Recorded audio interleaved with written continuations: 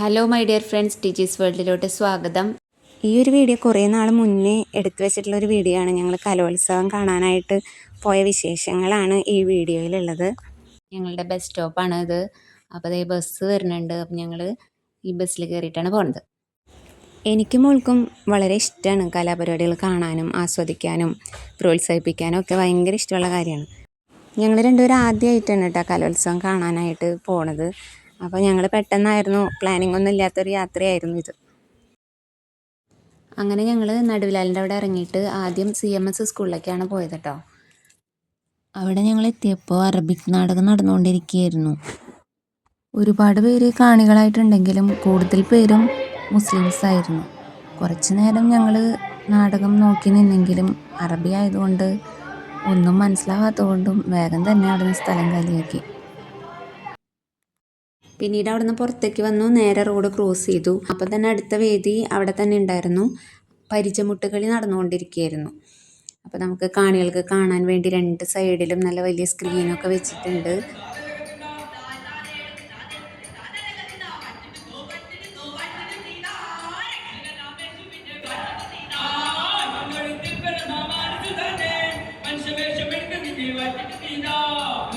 എല്ലായിടത്തും പിന്നെ ജഡ്ജസിന് പ്രത്യേക ഒരു കോമ്പൗണ്ട് ജഡ്ജസിനായിട്ട് അവർ മാറ്റിയിട്ടിട്ടുണ്ടായിരുന്നു. നല്ല ഒരു ഇരുമ്പ് ഫെൻസിങ് ഒക്കെ വെച്ച് അതിൻ്റെ ഉള്ളിലായിരുന്നു ജഡ്ജസൊക്കെ ഇരുന്നിരുന്നത്. കുറച്ച് നേരം ഞങ്ങൾ പരിചയമുട്ടുകളി കണ്ട് നിന്നു. അത് കഴിഞ്ഞിട്ട് ഞങ്ങൾ പിന്നെ വീണ്ടും പുറത്തേക്ക് ഇറങ്ങി. അപ്പോൾ പുറത്തേക്ക് ഇറങ്ങുമ്പോൾ അവിടെ വേസ്റ്റൊക്കെ തരംതിരിക്കാനായിട്ട് അവിടെ ഹരിതകർമ്മ സേനാംഗങ്ങളും മറ്റും അവിടെ ഉണ്ടായിരുന്നു. പിന്നെ ഞങ്ങൾ അവിടെ നിന്നും പുറത്തേക്ക് ഇറങ്ങി അടുത്ത വേദിയിലോട്ട് പോയി. ഇവിടെ സ്റ്റേജിൽ ഇരുള നൃത്തം നടന്നുകൊണ്ടിരിക്കുകയായിരുന്നു. നല്ല താളത്തിൽ നല്ല സ്റ്റൈലായിട്ട് എല്ലാവരും കളിക്കുന്നുണ്ടായിരുന്നു. ഈ ഒരു ഡാൻസ് ഞാൻ പഠിച്ച സ്കൂളുകളിലൊന്നും കണ്ടിട്ടില്ലായിരുന്നു. ഞങ്ങൾ അവിടെ നിന്ന് ഇറങ്ങി അടുത്ത വേദിയിലോട്ട് നടക്കുകയാണ്. അപ്പോൾ നമ്മുടെ തേക്കിൻകാട് മൈതാനത്തിൽ ഒരുപാട് പേര് നമ്മുടെ കലോത്സവം ആസ്വദിക്കാനായിട്ട് എത്തിയിട്ടുണ്ടായിരുന്നു. പിന്നെ പുറത്ത് മാധ്യമപ്രവർത്തകരെ ഒരുപാട് പേരെ കാണാനായിട്ട് ഇടയായി. അപ്പോൾ അവർക്ക് വേണ്ടിയിട്ട് നമ്മുടെ കുട്ടികൾ, ഏത് ജില്ലയിൽ നിന്ന് വന്ന കുട്ടികളായിക്കോട്ടെ, അവരൊക്കെ ഭയങ്കര സഹകരണമായിരുന്നു. ഇപ്പോൾ യൂട്യൂബിലിടാനായാലും അവർ കുറച്ച് സമയം സ്റ്റേജിലെ പെർഫോമൻസ് കൂടാതെ സ്റ്റെപ്പ് കളിക്കുമോ എന്ന് പറഞ്ഞു കഴിഞ്ഞാൽ എല്ലാവരും, എല്ലാ ടീമും, ഞാൻ കണ്ട ഒട്ടുമിക്ക ടീമും വീണ്ടും വീണ്ടും കളിക്കാൻ അവർ തയ്യാറായിരുന്നു. ഞങ്ങൾ പിന്നീട് നടന്ന് എത്തിയത് മോഡൽ ഗേൾസ് സ്കൂളിലാണ്. അവിടെ കലാപരിപാടികളൊന്നും ഉണ്ടായിരുന്നില്ല. പക്ഷേ ഈ കലോത്സവ വേദികളുടെ ഒരു തലസ്ഥാനം എന്ന് പറയാം. അങ്ങനെ അവിടെയാണ് നമ്മളുടെ ഈ കലാപരിപാടികളിൽ പങ്കെടുത്ത് വിജയികളായവർക്കുള്ള ഷീൽഡും ട്രോഫിയും സർട്ടിഫിക്കറ്റും അങ്ങനെ എല്ലാം കൊടുക്കുന്ന ഒരു ഏരിയ ഇവിടെയാണ് സെറ്റ് ചെയ്തിരിക്കുന്നത്. അതായത് ട്രോഫി കമ്മിറ്റി എന്ന പേരിലാണ് ഈ ഒരു ഏരിയ ഇവിടെ സെറ്റ് ചെയ്തിട്ടുണ്ട്. പ്രോഗ്രാം കഴിഞ്ഞ് എല്ലാവർക്കും അതാത് ജില്ലകളിലേക്ക് എത്തിപ്പെടേണ്ടതുള്ളത് കൊണ്ട് പ്രോഗ്രാം കഴിഞ്ഞ് പ്രൈസ് കിട്ടിയവർ ഇവിടെ വന്ന് പ്രൈസ് കളക്ട് ചെയ്യുക എന്നൊരു ഉദ്ദേശത്തോടെയാണ് ഇവിടെ ഈ ഒരു സംവിധാനം ഏർപ്പെടുത്തിയിരിക്കുന്നത്. പിന്നീട് നമ്മൾ മനോഹരമായ ഒരു വൃക്ഷം കണ്ടു. ഇതാണ് കലോത്സവ ചരിത്ര വൃക്ഷം. ഈ ഒരു ഐഡിയ അടിപൊളിയായിട്ടുണ്ട്. നല്ല മനോഹരമായിട്ട് അവർ ചെയ്തിട്ടുണ്ട്.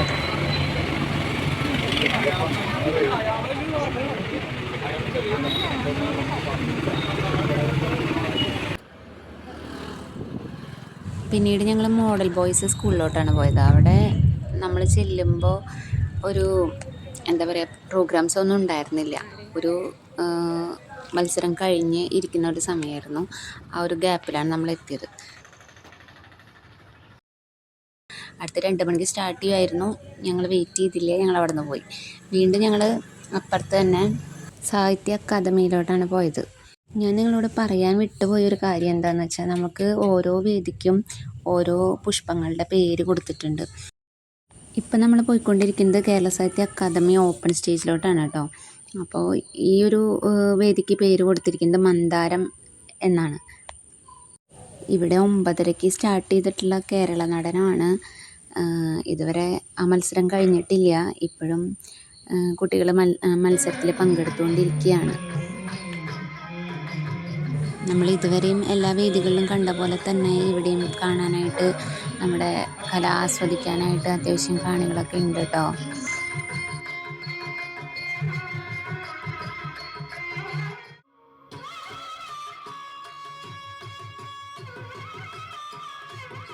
കേരള നടനം ഒരുപാട് നേരം ഞങ്ങൾ അവിടെ നിന്ന് ആസ്വദിച്ചു. അത് കഴിഞ്ഞ് ഞങ്ങൾ അവിടെ നിന്ന് ഇറങ്ങി നേരെ ടൗൺ ഹാളിലേക്കാണ് കേട്ടോ പോയത്. അപ്പോൾ ടൗൺ ഹാളിൽ ചവിട്ട് നാടകമായിരുന്നു കേട്ടോ. അപ്പോൾ അത് മോള് കണ്ടിട്ടില്ല എന്ന് പറഞ്ഞിട്ട് ഞങ്ങൾ എന്തായാലും കാണണം എന്നുള്ള ഇതൊന്ന് വീട്ടിൽ നിന്ന് പ്ലാൻ ചെയ്തിട്ടുണ്ടായിരുന്നു. ചവിട്ട് നാടകം ഉണ്ട് എന്ന് പറഞ്ഞിട്ടാണ് ഞങ്ങളിന്ന് പോയതും. ഞങ്ങൾക്ക് ടൗൺ ഹാളിൻ്റെ ഉള്ളിലോട്ട് കയറാൻ പറ്റിയില്ല. കയറുന്നുണ്ടെങ്കിൽ പുറകിലിരിക്കണമായിരുന്നു. അപ്പോൾ നമുക്ക് കറക്റ്റായിട്ട് കാണില്ല എന്നുള്ളത് കൊണ്ട് നമ്മൾ ഫ്രണ്ട് വാതിലിൻ്റെ അവിടെ നിന്നിട്ടാണ് ചവിട്ടുനാടകം കണ്ടത്.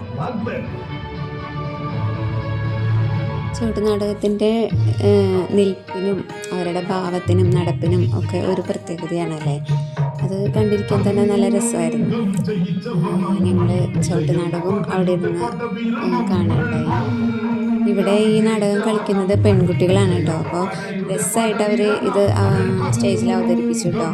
അടിപൊളിയായിരുന്നു. കണ്ടിരിക്കാനും നല്ല രസമുള്ള കഥയായിരുന്നു കേട്ടോ. സ്റ്റേജിൽ കളിക്കുന്ന കുട്ടികളെല്ലാവരും എനിക്ക് എൻ്റെ വീഡിയോയിൽ പെടുത്താൻ പറ്റിയിട്ടില്ല. ഞാനൊരു സൈഡിൽ നിന്ന് കാണുന്നത് കൊണ്ട് എനിക്ക് ഇത്ര കുട്ടികളെ എൻ്റെ ക്യാമറയിൽ ഉൾപ്പെടുത്താൻ കഴിഞ്ഞുള്ളൂ.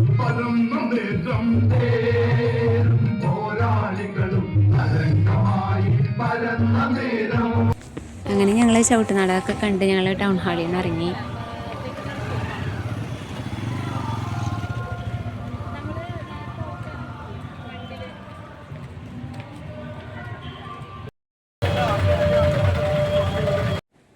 ഇതാ ഞാൻ നേരത്തെ പറഞ്ഞ ആ ഒരു ഏരിയയാണ് ട്രോഫി കമ്മിറ്റി എന്ന് പേരിട്ടിട്ടുള്ള ഒരു ഏരിയ. ആ ഏരിയയിൽ ഇതേ ഒരു ചേട്ടൻ ട്രോഫി ചോദിച്ച് വന്നിട്ടുണ്ട്. അപ്പം നമുക്കതൊന്ന് കാണാം. ഏത് മത്സരത്തിനാണോ പ്രൈസ് ഉള്ളത് അത് പറയുക. അപ്പോൾ തന്നെ നമുക്ക് അവിടെ വെച്ച് തന്നെ ട്രോഫിയൊക്കെ തരുന്നതായിരിക്കും കണ്ടോ. അപ്പോൾ നമുക്ക് ഫോട്ടോ എടുക്കേണ്ടവർക്കൊക്കെ എടുക്കാം. ഗ്രൂപ്പായിട്ട് നിന്ന് മേടിക്കേണ്ടവർക്ക് അങ്ങനെ മേടിക്കാം. ഇതാണ് നമ്മളുടെ സ്കോർ ബോർഡ് മോഡൽ ഗേൾസിൽ സെറ്റ് ചെയ്തിട്ടുണ്ടായിരുന്നു. അപ്പോൾ ഇതിൽ നമുക്ക് സ്കോറൊക്കെ നമുക്ക് അറിയാൻ പറ്റുമായിരുന്നു.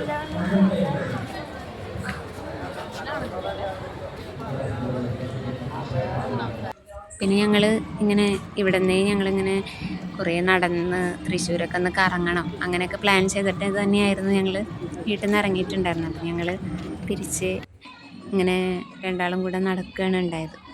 അപ്പോൾ ഈ നടക്കുന്ന ഈ ഭാഗത്ത് വെച്ച് ഞങ്ങൾക്കിങ്ങനെ കുറേ നോട്ടീസുകൾ കിട്ടുന്നുണ്ട്, കുറേ പരസ്യങ്ങൾ നമുക്ക് നോട്ടീസിലൂടെ കിട്ടുന്നുണ്ട്. അങ്ങനെ ഞങ്ങൾ നമ്മളുടെ പൂരപ്പറമ്പ് അതിലൂടെ ഇങ്ങനെ നടക്കുന്ന സമയത്ത് ജിടെക്കിൻ്റെ ഒരു നോട്ടീസ് കിട്ടി. അതിൽ ഇങ്ങനെ ഭാഗ്യശാലി നറുക്കെടുപ്പൊക്കെ ഉണ്ടായിരുന്നു. അപ്പോൾ അതിലൊക്കെ ഞങ്ങൾ പേര് എഴുതിയിട്ട് ഇട്ടിട്ടൊക്കെ ഉണ്ടായിരുന്നു കേട്ടോ.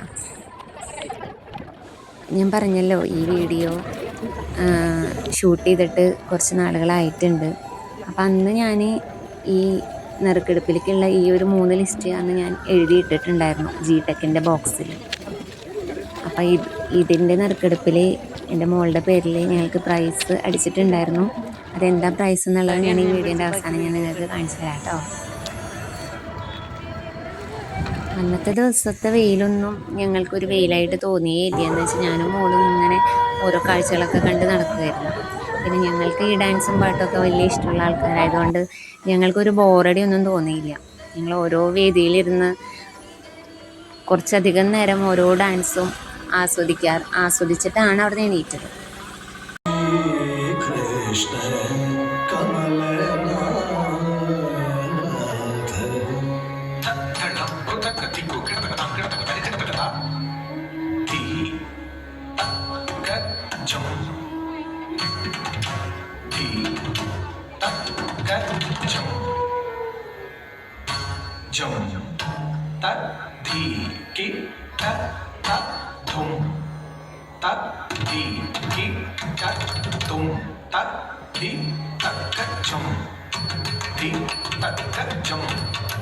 jum tatti kitta tattum tatti kitta tum tatti takka jum jum tatti kitta tattum takka di takka jum jum tatti kitta tattum tatti takka jum tatti kitta tattum takka di takka jum tatti kitta tattum tatti takka jum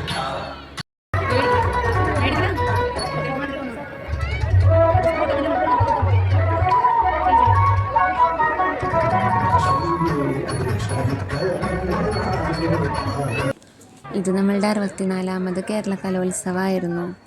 അപ്പോൾ ആ ഒരു രീതിക്ക് ഇവിടെ set ചെയ്ത് വെച്ചിട്ടുണ്ട്. രാത്രി ലൈറ്റൊക്കെ ഇട്ട് കാണാൻ ഒന്നുകൂടെ ഭംഗിയാണ് കേട്ടോ. അപ്പോൾ ഇത് നല്ല രസമായിട്ട് എനിക്ക് തോന്നി. അതുപോലെ തന്നെ അപ്പുറത്തും നമ്മളുടെ രാഷ്ട്രീയപരമായ കുറച്ച് കാര്യങ്ങളൊക്കെ വേറെ ഉണ്ടായിരുന്നു. പിന്നെ ഇതുപോലെ ചെറിയ ചെറിയ സ്റ്റാളുകൾ ഇട്ടിട്ടുണ്ടായിരുന്നു. പിന്നെ ഓരോരോ ചാനലുകളുടെ ഓരോ സ്റ്റാളുകളും ഉണ്ടായിരുന്നു കേട്ടോ. അപ്പോൾ അവിടെ ഓരോ ഇൻ്റർവ്യൂകളൊക്കെ നടക്കുന്നുണ്ട്. ഞങ്ങളതൊക്കെ ഇതുപോലെ ഞങ്ങൾ കണ്ട് ആസ്വദിച്ച് അതൊരു ഡാൻസ് ടീച്ചറും കുട്ടിയായിട്ട് അവരുടെ ഇൻ്റർവ്യൂ ആണ് അവിടെ നടന്നുകൊണ്ടിരിക്കുന്നത് കേട്ടോ. എന്നിട്ട് അവർ രണ്ടുപേരെ കൊണ്ടും അവിടെ 2 സ്റ്റെപ്പ് ചെയ്യിക്കുകയൊക്കെ ചെയ്യുന്നുണ്ട് അവർ. അപ്പോൾ അതൊക്കെ ഞങ്ങളിതുപോലെ നോക്കി നിന്ന് ഓരോ കാഴ്ചകളും കണ്ട് ആസ്വദിച്ചിട്ട് തന്നെയാണ് ഞങ്ങൾ വീട്ടിലോട്ട് മടങ്ങിയത് കേട്ടോ. ഞങ്ങളുടെ ഇന്നത്തെ ദിവസം ഞങ്ങൾക്ക് വളരെ അടിപൊളിയായിരുന്നു. വീട്ടിലെത്തിയപ്പോൾ ക്ഷീണമൊക്കെ ഉണ്ടായി. എന്ന് വെച്ചാൽ വെയിലൊക്കെ കൊണ്ട് നടന്നതിൻ്റെ ക്ഷീണം ഉണ്ടായിരുന്നു. പക്ഷേ നമുക്ക് ഇത്രയും വെയിലത്ത് നടക്കുകയാണെന്നുള്ള ഒരു ചിന്ത ആ സമയത്തൊന്നും തോന്നിയില്ല. വീട്ടിലെത്തിയപ്പോഴായിരുന്നു ഞങ്ങൾക്ക് അതിൻ്റെ ഒരു ക്ഷീണം തോന്നിയത്.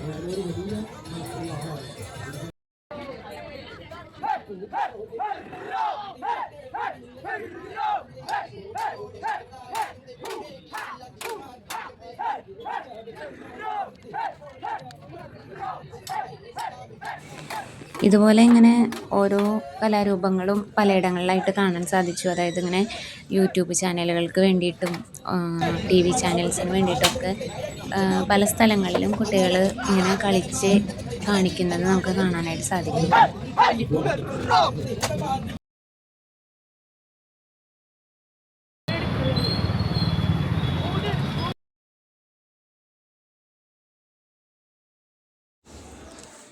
ഞങ്ങൾ ശക്തൻ ബസ് സ്റ്റാൻഡിലേക്ക് കടന്നത് ഈ ആകാശപാലം കൂടിയാണ്. അപ്പോൾ എവിടെ നിന്നോ നമ്മുടെ ആകാശപാലം കാണാനായിട്ട് ഏതോ ഒരു സ്കൂളിൽ നിന്ന് കുറച്ച് കുട്ടികൾ വന്നിട്ടുണ്ട്. അവരിതേ ഈ ആകാശപാലത്തിലൂടെ ഇങ്ങനെ വരിയായിട്ട് പോകണണ്ടപ്പോൾ ഒരു രസം തോന്നി. അപ്പോൾ ഞാനൊന്ന് ഷൂട്ട് ചെയ്തതാണ് കേട്ടോ. അപ്പോൾ എല്ലാവരും എന്നെ നോക്കുന്നുണ്ടായിരുന്നു ഞാൻ അവരുടെ വീഡിയോസൊക്കെ പിടിക്കണ കണ്ടപ്പോൾ. ഞാനിതൊന്നും മൈൻഡ് ചെയ്തില്ല. ഞാൻ അവരുടെ വീഡിയോ ഒക്കെ എടുത്തു.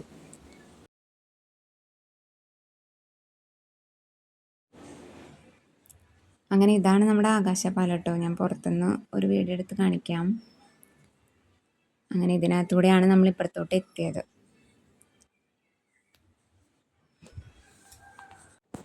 അപ്പോൾ ഞങ്ങൾ തിരിച്ച് ഞങ്ങളുടെ സ്റ്റോപ്പിലെത്തി.